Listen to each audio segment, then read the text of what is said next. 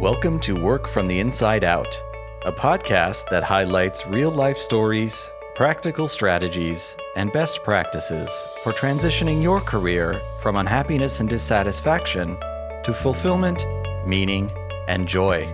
Now here is your host, career and executive coach, Tammy Guler-Loeb. Hey everyone, I am so excited to introduce my guest today, Leslie Ehm. Leslie is a former TV host turned training guru and swagger coach who has discovered the secret to tapping into your authentic self and turning it into a superpower. Leslie has spent the last 14 years traveling the globe, training senior execs and teams from Fortune 100 companies like Google, PepsiCo, Uber, Disney, TD Bank, Lenovo, and much more. Now, the Wall Street Journal and USA Today best-selling author of Swagger, unleash everything you are and become everything you want. Leslie has turned technologists into creative forces, bankers into storytellers, and has brought a serious dose of badassness to boardrooms everywhere. She's been called better than therapy, a rock star, ass-kicking, a force of nature, and even a witch. Please join me in welcoming Leslie Ehm. Welcome, Leslie. Hi, I was waiting for the applause that comes with that. Please welcome me and joining. And I'm like, yay. They were. Yes. I had them all on mute, though. They're all on mute. It's good intro. Leslie, I am just tickled beyond belief to have you here. And I really mean that. Your book Swagger has got me bowled over. We're gonna get to that for sure. But let's start earlier in your life. Work from the inside out. We like to talk about a little bit about where you began, some of the early years. Where did you start? What was the younger Leslie like? Oh, I was a lot of human. I came into the world kicking and screaming, no doubt. I was a challenge from day one. I didn't like to follow the rules. I was super precocious. I did everything early and fast, and I was a lot of person to handle. And fortunately, I had an amazing mother in particular who really encouraged me to embrace all of my, exceptional energy and passion and creativity and wild child nature. And she never talked to me about the benefits of putting myself in a box. It wasn't the way we talked in our house. Both of my parents were entrepreneurs. My father was a Holocaust survivor. We were just taught to do what we felt to do in this life, to recognize our power and our purpose and to go after it and not let anything stop us. Doesn't mean that that's an easy route, because, the world gives you a beat down. The world expects you to assimilate and to behave and to kowtow to authority and all of those things. And I did not. I was a big rebel child. So my life's path was very adventure filled, very circuitous. And I had amazing adventures. I moved to the UK when I was 19 years old from Montreal.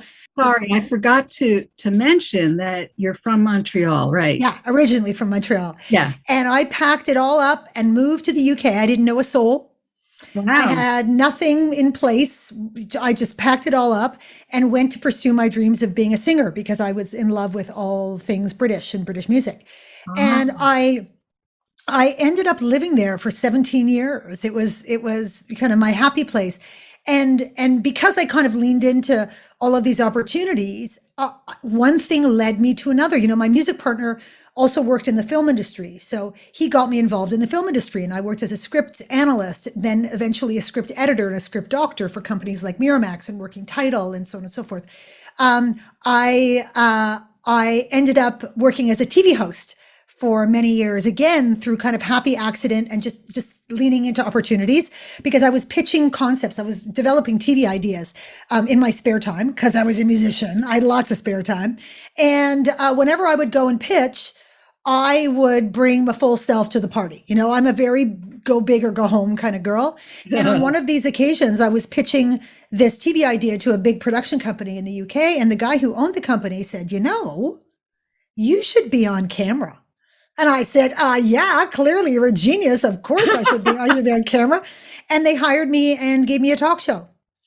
Just like that. Just like that. Now, it wasn't easy. So here is a lesson for everybody who's listening. Everything so far is sounding very easy, but I'm imagining. So wait, I want to roll back the tape just a little bit, although we're not talking about tape these days. But you were 19. You were into the British music scene, it sounds like. So you moved, that's why you moved to the UK. That makes sense. And so you were pursuing a singing career. And then you had a friend in the film industry, and that led to other work, it sounds like. Yeah, it was my music partner. We spent all of our time together. Okay. And so he would give me scripts and say, hey, do me a solid, read this, tell me what you think. Okay. And so I said, okay. And I just did it. And so and then somewhere along the way, you decided to pitch TV ideas. How did that get connected from working in film? Well, because I really become a student of screenplay and structure and story, I learned so much about that craft and that discipline and what went into it. I was like, oh, okay, well, I'll start pitching TV concepts because I know how to do this now. I'm the one who's helping other people make theirs better. So I bet I could do this too. I'm a big, big, big proponent of recognizing your transferable skills and not worrying about whether you have the title or the experience or whatever. It's like, oh, well, this skill applies to that world. So if I just take it over here, it's going to work the same as it does in this world. And I've always, that's kind of how I've built my life, is recognizing that skills matter. And skills are much broader than we give them credit for. Yes. And we have to stop worrying about our resume and start looking at our transferable skills. What are we good at? What's our thing? And writing was always my thing, storytelling and that kind of stuff. So I just accepted any opportunity that came my way. And it sounds like it really felt natural for you to just keep putting yourself out there in this way. So you ended up in a TV producer's office with some pitches and some ideas. And I assume you had some connections, or like, I'm sure people listening going, how'd she do that? I don't know. Again, I think that we really believe that so many of these worlds are so closed to us. Yeah, we do. They're not as closed as we think, because remember, this is what my mother was really good at teaching me this. The people on the other end, they're looking for content. They need stuff. They need people. Right. They need ideas. So as long as you present yourself as having good ideas, and yes, I had contacts for sure. I don't even remember. It's such a long time ago. I don't even remember how I got in to see these particular people. I don't recall having any direct line into them, but I would pick up the phone and call.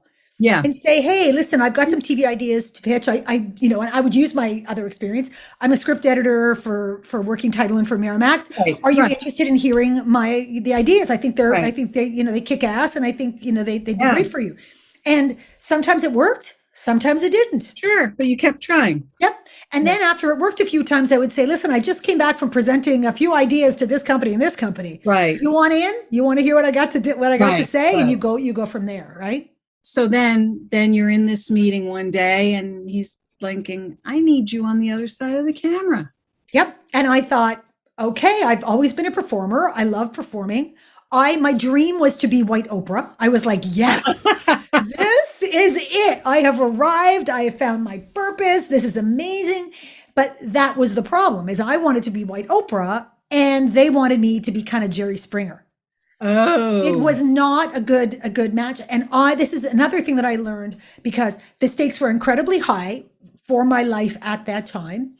The opportunity had been handed to me, and I had to make this big decision about, am I going to step into this and pursue it? Or am I going to say, this does not align with my values and my integrity. This does not feel good to me. I don't have respect for what I'm being asked to do, and I don't want to be a part of it. And I had the balls to do it, the lady balls. And I said, I don't want to do this anymore. I went back to the guy who owned the company and said, this is not right for me. They wanted me to go and do, they had a reciprocal deal with Buena Vista in the States, which is the TV arm of Disney. They wanted me to spend time in LA. I didn't want to be in LA. And I just said, I don't want this. And Yeah. I said, I want out of my contract. And they let me out. How long were you hosting on TV? 5 episodes. But no. But that then led me to a career in TV, because I went, well, if they wanted me, maybe somebody else will. At that point, I had an agent, because I needed an agent to broker this deal, right? And I now had tape. I now had, people knew that I had gotten this deal. And so he just started to get me auditions for other opportunities. And then it was up to me to go in and nail those opportunities. I ended up working on camera for about 5 years. Oh, now what were you doing during that 5 years? What kinds of things were you doing? I hosted a show called The Fashion Police. We were the original Fashion Police before it got mean and nasty in the US. It was a very different kind of show. We traveled around the country, and we would do stories on people. People would write into us and say, my mom lost 50 pounds and we wanted her to have a makeover, or my sister is recovering or is being treated for cancer treatment, and she's lost all her hair and she doesn't feel good about herself. Can you do a surprise makeover on her? So we would do makeovers. We would interview people who were in the fashion scene. We would do surprise makeovers on the street. We would pull people off the street and do makeovers on them. It was a lot of fun. It was on 3 days a week and then repeated late night. So there was a lot of Leslie on camera for those few years. I also did a late night live show called The Warehouse, which was chaos and so much fun, because there's nothing like live TV, like chaos. I did a show called The Fast Food Show, where I was the co-host of the show. Things would come my way and I would be like, ooh, that sounds fun. I'll do that. If I can get it, if I can land it, I'll take it. Yeah. Yeah. So it sounds like you had a lot of fun in front of the camera. What changed the tide there? I realized that I did in the UK, there's not that many TV channels, or there wasn't at the time. There was 4 TV channels, only 4. So when you are on camera a lot, you are subject to a huge amount of sort of scrutiny, like public scrutiny. And the Brits are not good with their boundaries. They're not so good with that. Yeah. And there's none of the upsides, because it's not, you don't make big bucks. It's not Hollywood, it's the UK. It's not fancy schmancy. So you get all the downsides and none of the upsides. And I got to the point where I just went, this is not the life that I want. This is not for me. I don't want to do it. But you can't really sort of famous yourself, because I was very recognizable because I was North American in the UK. Right. And I had been very overexposed for a condensed period of time. So you get a lot of, oi, fashion police lady. And you get all, the tabloids would say fashion police lady needs makeover. It was just that kind of thing. And I thought, nah, not for me. I couldn't really do in that milieu what I wanted to do. I wanted to help people. Right. And I was so aware of that, and which is why I wanted to do that talk show so badly. Right. But it wasn't all it was cracked up to be. It takes a lot for you to have a platform where you can truly help people. So I decided that I was going to move back to Canada. I decided it was time. And I decided to move back to Canada and then figure it out from there. That was the scariest thing I've ever done. Not moving there, but moving home. That was way scarier. Because I at this point I was 36 years old, I think. Mm-hmm. And I did not really have a lot on paper. I'd been a TV host. I'd been a musician. I'd done a little bit of PR. I'd worked in PR a little bit. And I was a script editor and a script doctor. I knew I didn't want to continue in the film industry. I didn't want to be on camera. What the hell was I going to do? I was a big grown up, and I didn't have a resume of any kind to go and work in the real world kind of thing, Mm. And I had to, I remember there was a lot of hours of agony going, how am I going to spin this? How am I going to craft this story? What's my narrative going to be about why I can do all of these new and different things? And I decided that I wanted to work in advertising. I felt like my skills were super suited to advertising, and I could transfer that story about having lived in the world of media and so on and so forth. So I did what I always did, which was I went big, and I picked the biggest agency in Canada. I decided I wanted to try to work in digital because that was exciting to me. It was the new frontier at the time. This was 98, 99, I think. Mhm. And so I found the name of the creative director the agency for McCann, and I just started calling him every day. Oh And I my goodness. called and called and called and called. And eventually he picked up the phone and he said, Carlos Garofito. I said, Carlos, creative director McCann. He said, yeah. I said, you want me? He said, excuse me, what? I said, you want me? He said, I do. I said, oh, let me tell you why you want me.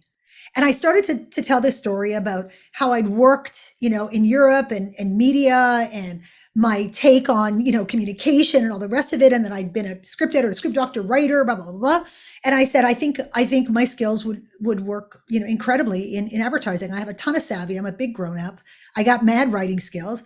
However, I don't have an advertising portfolio, but would you meet me? And he said, yeah. So I went in to meet him. We ended up sitting for 2 hours in his office and talking about everything but advertising. We talked about life and foreign language cinema and that, all the working at the Cannes Film Festival and all of this cool stuff that I'd done. He walked me down the hall to meet the president, had an amazing conversation with him. They walked me down to the hall to the head of strategy, and then they offered me a job. But I had to go in low. I was hired as an intermediate copywriter. And I was like, yep, I'll take it. Yep. My peers were probably 10 years younger than me. And I was like, all good, no problem. And within about 9 months, I was creative director. I was group creative director. Wow. Because the skills were transferable. And I was a big grown up for those very reasons that I could have, not stepped into it. Those were actually the reasons because I learned it fast. Yeah. But I knew people. I understood how people operated. I understood dynamics. I didn't grow up in advertising, so I had a really fresh perspective on it. I could see the challenges and the issues and all of that stuff. And when the creative director he was sort of pushed out, and he recommended me for the role. I'd made senior copywriter, by that, but he recommended me for the role. He said, you need someone who has the maturity and who has the insight and is whatever. I recommend Leslie, and they took a flyer on me. Wow. Yeah. So at that time, I'm going to roll back the tape again just for a moment. When you were calling him every day, were there other things you were doing at that time? Did you identify other advertising agencies? Were you trying to look into other places, or were you saying that's the one? Or I figured I would start at the top. Yeah. And see what I could accomplish. I was freelancing at that point. I was doing some work on some book projects. I was doing some kind of writing, editing on the side. I joined a writing agency as soon as I came back to Canada, just to kind of make some money and stuff. But I figured, let's go big, see what happens, see what the response is, see what I'm going to learn from this. If I don't get the gig, who cares? Like I've never cared whether I get the gig. You go in and you say, if I get the gig, bonus. If I don't get the gig, I'm going to learn about how to get the next gig. I'm going to ask a lot of questions. I'm going to try and figure this out. It's a game. Yeah. What's the game? How do you play it? Right. But I scored first time out of the gate. But it could have been I just would have gone on to the next biggest one. Yeah. And kept going down the line. Yeah. Somebody would have taken me. Yeah. So you just went for it. I'm not even sure you had an ego to park, but you have to have. I didn't care. I didn't care if I got rejected. I didn't care if people said, "What are you, crazy? You can't, go for an advertising job with them." You don't care. I mean, why do we care about that stuff? It's so stupid. Like, it's as if people are watching every move that we make, and they're not. They're worried about their own lives. They're not worried about us. We got to take control of our own lives and just do it the way we do, And that's what I did. Yeah. Yeah. I love it. So what happened after you became creative director 9 months later? Well, I learned a lot. I'd never been in a people management situation before. Never. It was hard. Yeah. It was so hard, even though I was a grown up. You don't learn these skills by osmosis. You need to be taught. You need to watch other leaders. You need to watch other good leaders and bad leaders, learn from them. You need to have some input. You need to read a book or two. You need to have a mentor. I had none of that stuff. So it was very challenging and very frustrating because one of the big challenges in advertising is it's very much a meritocracy. If you're good at your job, your skill, you get you get promoted. But you don't get promoted because you're good at people necessarily. I mean, in my case, I sort of did, but I didn't have the leadership skills to back it up because I didn't have the experience. Mm. So I had to learn what it meant to be a leader at the same time as I was doing the work, because creative directors do the work. They don't just sit, it's not a leadership position, it's a Right, right. working position where you Yes. happen to have people that you need to lead. It's very, Right. very challenging. Yeah. So you're being torn between what's going on, internally, dealing with clients, delivering the creative work, all of that stuff. And I recognized that my people needed so much help. They were screaming for help. They were deeply insecure. They only felt that they were as good as their last piece of work that they delivered. They didn't know how to manage their time. There was a lot of politics and a ton of ego and all of this stuff. And at some point, I would watch this go on. And I came home one day and I said to my husband, I feel like I'm using my superpowers for evil instead of good. I really feel like I could help these people so much more from the outside than I can from the inside. Hmm. I knew what they needed. I wanted to give it to them. I couldn't find training for them. I tried to find training to help support their skills and creativity. We talk a good game in advertising about creativity. I'm telling you, our creative process is going into the cupboard, drinking, praying, and crying. That's our creative process. So Hmm. we didn't know how to present to clients. We didn't understand storytelling. Like some people had it naturally, but the other people just Yeah. were dying a slow death, Yeah. and I just felt like I could do better for them because I love the people. And I felt their pain so profoundly. Yeah. So my husband said, "Are you nuts? Because you got a good job, girl. You're making the six-figure coin. You Yeah. got this. You got whatever." I said, "But I'm not happy. I'm Yeah. not. It's not. I'm not. I'm not in my place of purpose." So I Yeah. said, "I think I'm going to quit my job and start a training company." And he said, "But Leslie, you hate training." I was like, "Right? Who better to start a training company than somebody who hates training? Because if I can create Actually, that's a good. I experiences, think it's actually a good point. right? And like if I could create training experiences that I would have loved, I'd probably be onto something. How to make training not suck. How could I That's do that?" right. That's So what right. I did was I went back to that big barrel of transferable skills. Yeah. I knew how to stand up in front of a room. I knew how to create structure. I knew how to storytell. I had all of these skills that I was expert in that I could share. And so I said, okay, I'm going to start with those things. This is going to be my mandate. This company, this little training company that I'm going to start, is going to be subject matter experts, not trainers, subject matter experts who help people to be better at what they do the very next day. That's what was my mandate. I want to go in and be practical, relevant, rebellious, irreverent, fun, playful, experiential. And when they walk away, they have to be able to do very clearly specific things better the very next day. And that was about 14, 15 years ago. How about that? Yeah. Yeah. And I've been doing that ever since, just become kind of the evolution of that. So that worked out pretty well too. I'd say so. Yeah. I'd say Yeah. so. That's remarkable. I can relate to that too. The wanting to create training for someone who doesn't like training. I mean, any Joe Schmo can create crappy training. Let's Oh face it, yeah. right? But Yeah. it takes a lot to really create training that is like life changing for people. And our entire Bill's business, built it up to a seven-figure business, was all built on word of mouth. We did no advertising, no marketing whatsoever. It had to be worthy of them going and telling someone about this training that they had. So we would grow exponentially within organizations. Once we had gotten in there once or twice, Mhm. people would leave and go and tell their new employers about this Right. amazing training company. Right. People would talk about it to their friends, their colleagues, their husbands, their girlfriends, their boyfriends, their whatever, and they would then hire us. It was all word of mouth. Mhm. So I was like, excellence, excellence, excellence, and in every single training engagement that we have has to be the best that we can do. That was the fun of it. It was just like A game all the time. And I surrounded myself with the smartest and most beautiful and amazing team.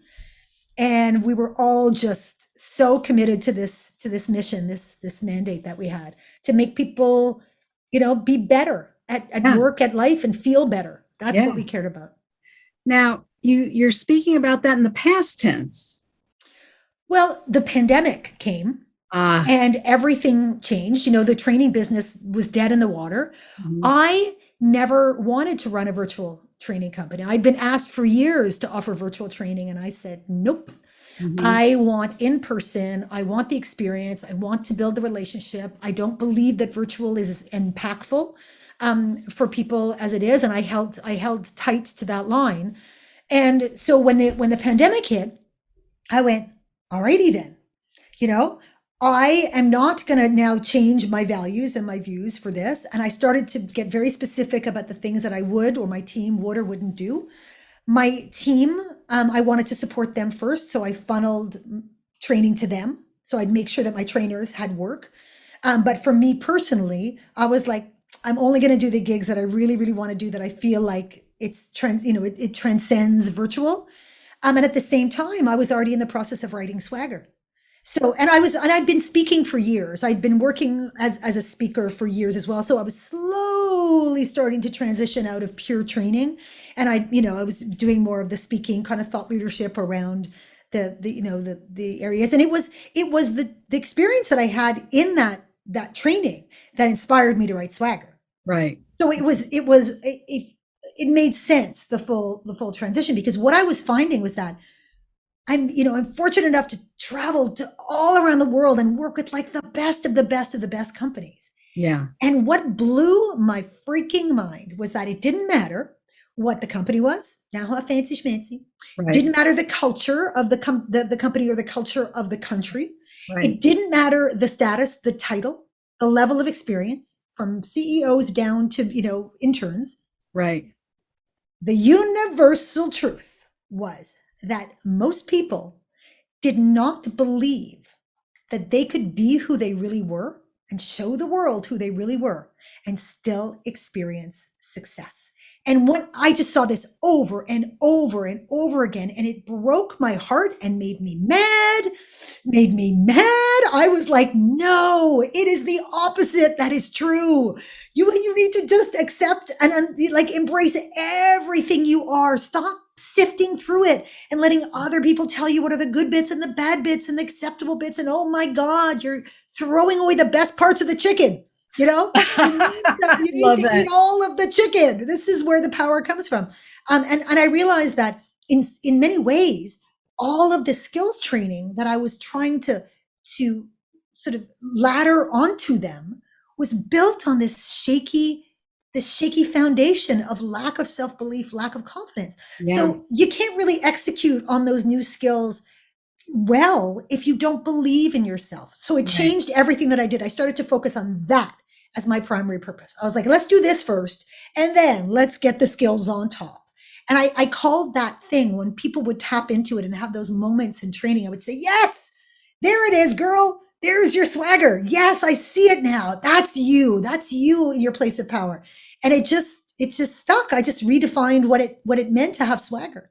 It was the Right. ability to manifest who you really were and hold on to it in the face of all of that psychological crap that was going to try and come for it, regardless of the situation or environment. Right. That's what true swagger is. That is unimpeachable, unignorable, irrepressible, unshakable. That is swagger. I want to read out of your book for a moment. Oh, please do. I want to hear what you're going to read.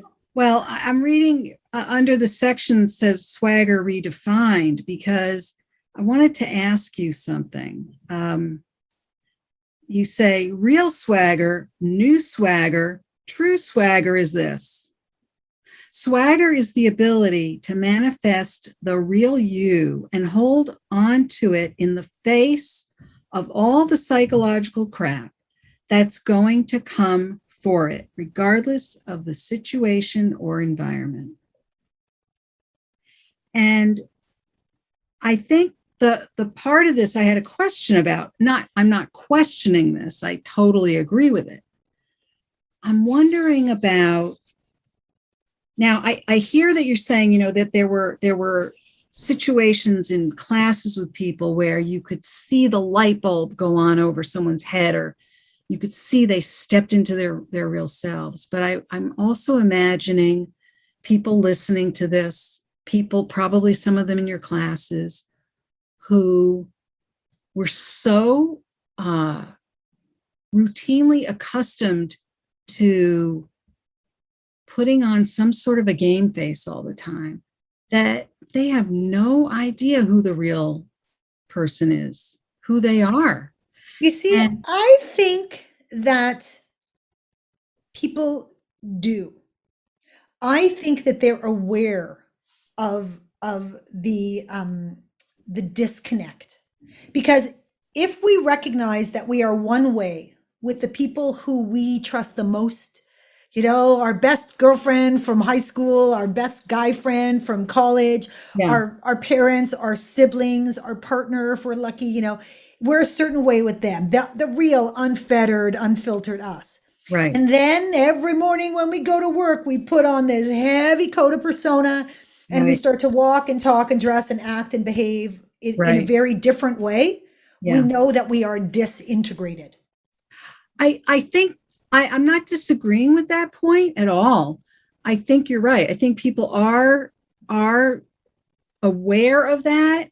I'm wondering about, though, the people who might say, I'm just curious. I know you have an answer for this. I'm not worried about that. I want you to have a great answer for this. I know you will. But I'm wondering about those people who say, yeah, I do that because I don't really like the real me, or I'm not sure I like the real me, or I know there's a disconnect, but that real me, they're not as interesting, or like that there's that, or they're not quite clear about who the real me is. I don't want to paint some picture that the real me or those people out there, that they're not interesting, because I think that's not true.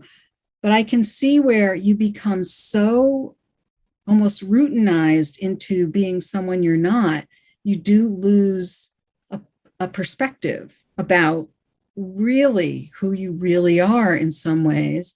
And even then, it's almost like you lose perspective in a way. And I Yeah, I know that mean, your book really helps people to regain a deeper connection with that. I mean, that's a big part of your book, is how do people really connect with that in a way that's really going to bring them a lot more, I think, a lot more energy in their lives, and a lot well, more it's passion. there's either the camp of people who say, um, I don't think that the real me is so magical and special and interesting. Or there's people who say, I don't think people will accept the real me. So they kind of, you get it coming and going, right? It's one or the two. So those people who don't believe that they're good enough, that they're Yeah, magical and special, need to be reminded of just how amazing they are. And those people who don't believe that other people are going to accept it and like it need to step into that place to see for themselves, because they right. will never know otherwise. And the problem is that so often we do that, right? We assimilate and we put on that persona in order to be accepted and liked.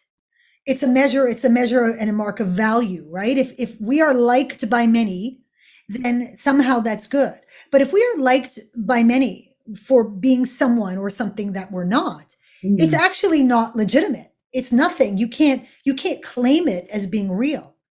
If you are who you really are and you are liked and accepted and respected by a few, oh, you can go to town on that forever. That's a steak dinner right there, as Yeah. opposed to eating, Rice Krispies. That's what the other one is. It's Rice Krispies. This is a steak dinner. And we think that if we just eat more Rice Krispies, we're going to get full. No, you're going to get full on the steak dinner. It's okay, and it's okay. We've got to learn in this life that we are not for everyone.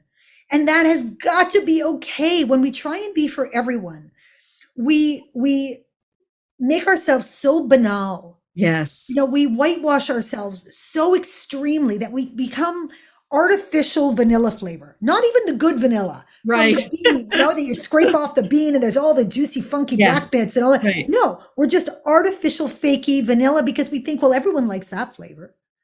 And it's like most people would never choose that flavor, but it doesn't offend them profoundly. Be a flavor that people would choose. Right. At least be chocolate. Yeah.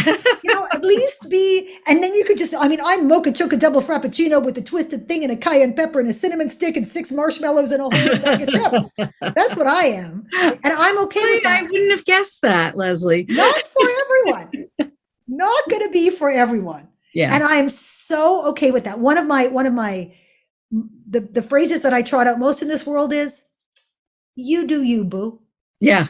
And I'm going to do me. Yeah. I don't have a hate on for people who don't get me or dig me or whatever. They don't even really exist so much for me. I go, we're traveling in different sphere. Like, it's fine.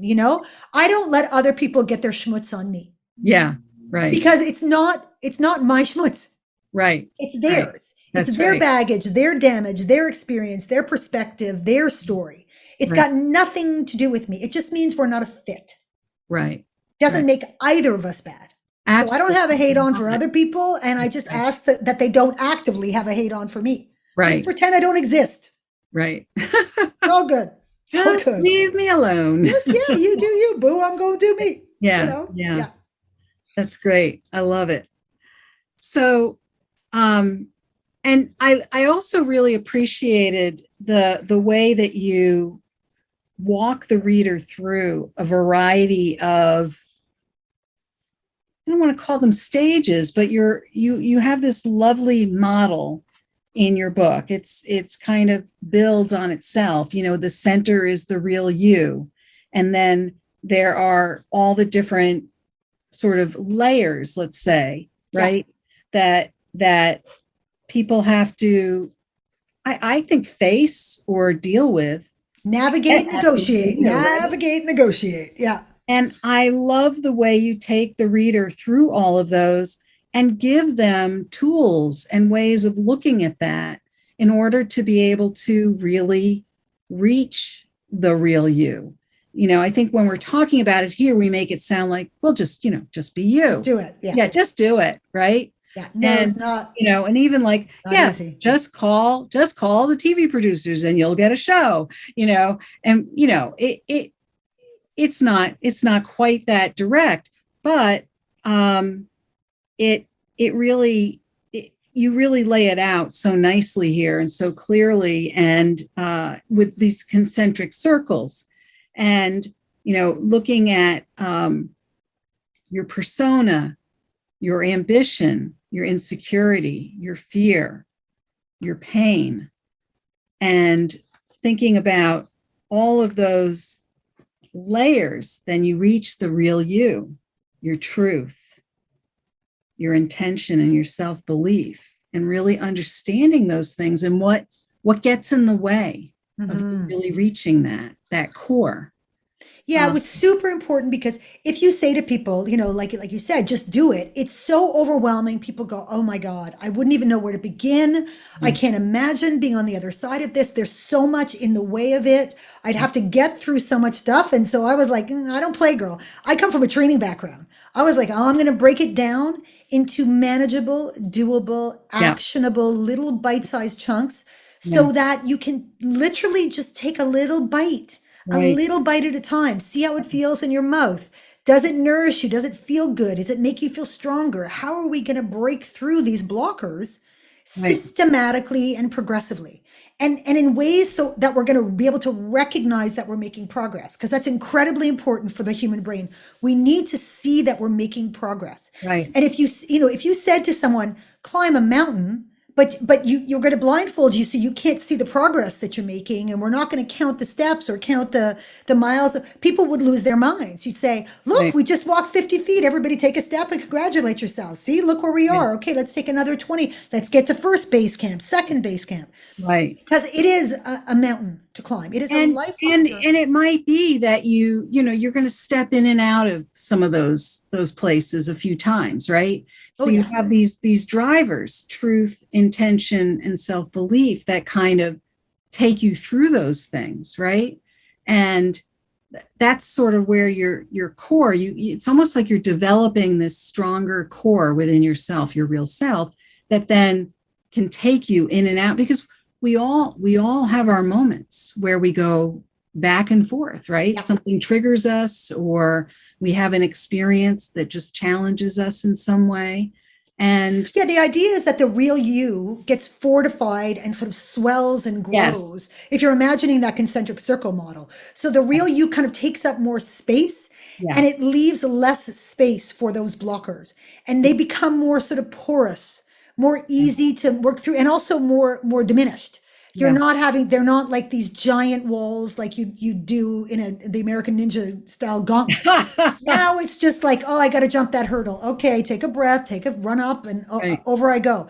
So you change. It changes how you see those very human challenges and the things that do get in our way. I mean, if anyone in this world thinks that I do not experience insecurity or fear, or that I don't have moments where I go, oh my God, who am I right now? What the Yes. hell is going on here? They would be deeply and profoundly mistaken. I mean, that's one of the beautiful things is that, swagger is more about self-acceptance than it is about self-assuredness. And once you start to accept all of yourself, you learn to laugh at yourself when you're being a dumbass. You learn to appreciate yourself when you're being awesome. You learn to have compassion for yourself when you're not feeling your best, or when things don't go according to plan. You know what I mean? Like all of that stuff, you just go, oh, Les, good for you. Good on you for having a go. Didn't work out. Back on the horse. It's all good. Or I'm going to, Exactly. climb into bed with my ice cream for the afternoon, or whatever is necessary. But it doesn't set me back.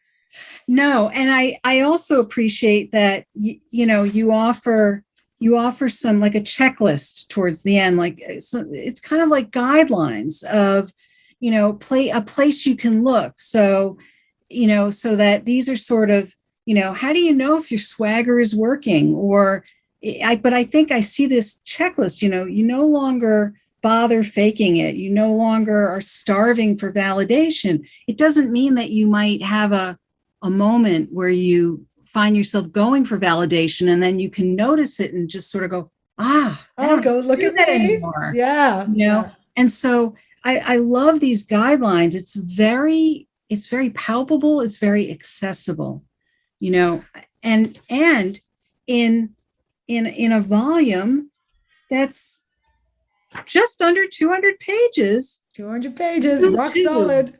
You too can have swagger. I am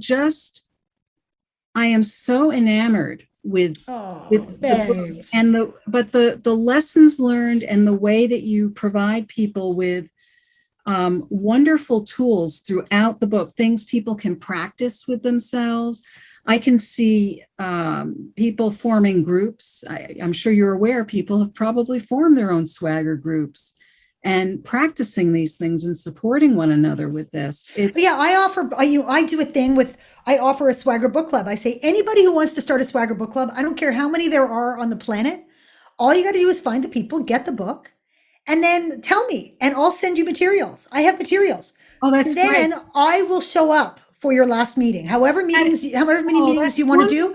I don't care if I spend the rest of my days showing up to people's book clubs to do a Q&A at the end of their experience. I would be the happiest girl in the world, because I would be talking to people who have invested in it, who were willing to do the work, and who cared about themselves enough to be with their swagger sisters and brothers and go through it. So if anybody wants to do it, just let me know. I got it all. It's all like a little kit. I'm like, go to your swagger book club and I got you. I love that. And, I'm just also thinking about, you'd think like Leslie paid me or something to say all these things. But she didn't. For the record, I did not. I'm also thinking about, how timeless your book is in so many ways, that, this would be a great book for a new graduating from school. It's as equally as powerful, if not more so, probably for somebody, who's, mid-career or later career, depending on where they're at, someone going through, a transition of some type career-wise.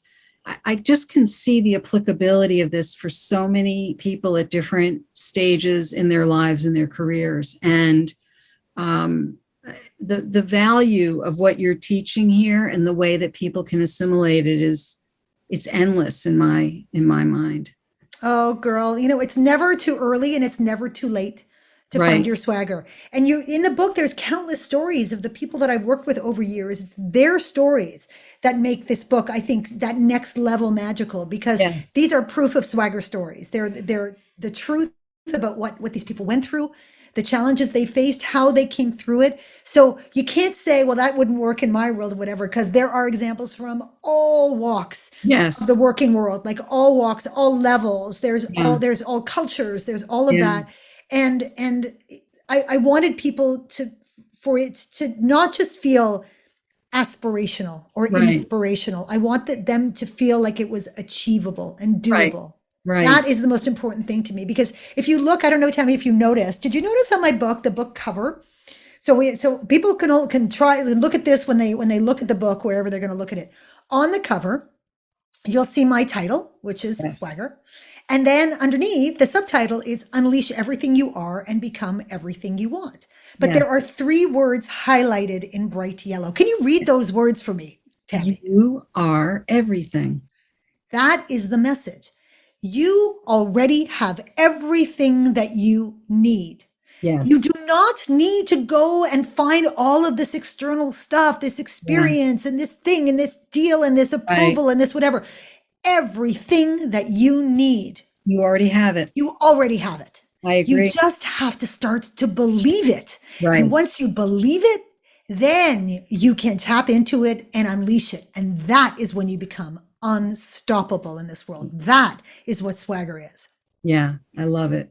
I totally agree. One of the basic tenets of my coaching training really fits in with that beautifully.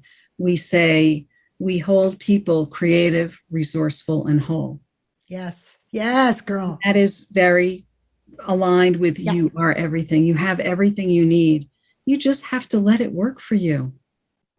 You are my swagger sister, no doubt. Oh, No I doubt am. you are my Thank swagger you. sister. Thank you.